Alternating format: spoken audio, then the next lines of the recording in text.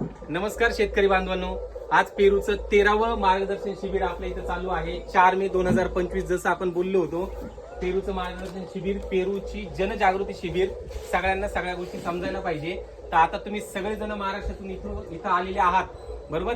तसंच जे आता व्हिडिओ बघतील त्यांच्यासाठीचा महत्वाचा विषय की एक्झॅक्टली 1 एकर मध्ये पेरू किती बसतात, पेरूची रोपं किती बसतात आणि किती रोपं लागवड करायला पाहिजे, एकरी किती अंतर घ्यायला पाहिजे पेरू लागवड करताना, त्या अंतराचा व्हिडिओ मी आता तुम्हाला जसं तुम्हाला समजून सांगितलं तसं सर्वांना समजून सांगतोय.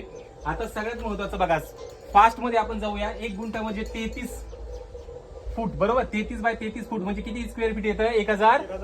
आवाज सगळ्यांची यायला पाहिजे. असं 1 एकर म्हणजे किती गुंठे झाले? 40 गुंठे. 1089 स्क्वेअर फीट म्हणजे 43,500 स्क्वेअर फीट झालं एका एकरचं स्क्वेअर फीट. आता याला जर तुम्हाला समजा कन्सिडर करा, 6 बाय 4 ची लागवड जर केली, 24 स्क्वेअर फीट म्हणजे 43,560 ला किती?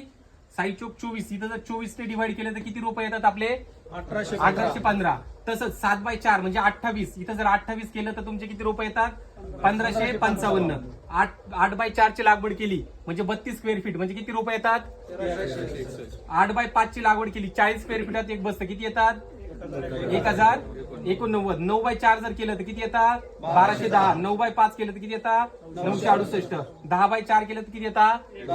आणि काही ठिकाणी महाराष्ट्रामध्ये, तिकडे पण फिरू, काही ठिकाणी महाराष्ट्रामध्ये प्रॉब्लेम कसा आहे, काही सदाबहार नावाने विकले जातात. ते किती आहे? 10 बाय 2 ची लागवड 2178, बरोबर. आणि एक येतं 4 बाय 2 ची लागवड म्हणजे किती आहे? 5445.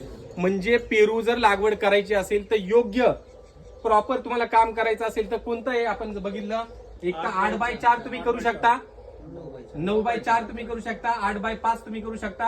म्हणजे 1300 पासून, म्हणजे 1350 पासून तर 1210 रोपं तुमचे बसणार आहेत आणि उत्पादनही तुम्हाला व्यवस्थित मिळणार आहे. सर्वांना सगळ्या गोष्टी समजल्या का?